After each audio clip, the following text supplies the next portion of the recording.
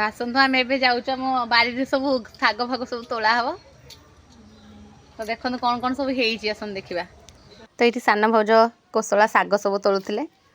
तो आज शाग भजा हम टे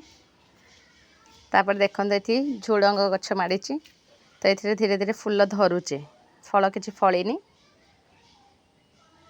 तो जिते शीत पड़ो अधिक हम देखते ये फूल सब धरला आ 10-15 दिन भितर फलिया स्टार्ट होपर देखो ये गोटे अलग टाइप धनिया पत्र आप धनिया पत्र तो देखिथे यहाँ कि 12 धनिया पत्र तो यहाँ देखो से धनिया पत्र टी अलग देखा कि पत्र गोटे छिड़ी आने सुंघिली कहीं आम भी आगुरी यहाँ बारी अच्छी तो यहाँ पूरा धनिया पत्र भाई बासब तो ये आउ कि तली पड़ा शाग गछर तो ये गेंडु फूल देखु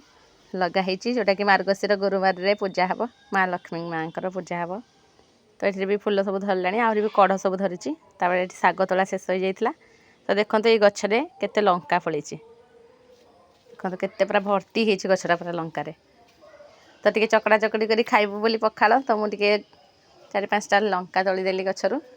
तापर आम लंका नहीं आसिलु तो आपण बारी में कौन कौन सब परिवा लगी जनइबे।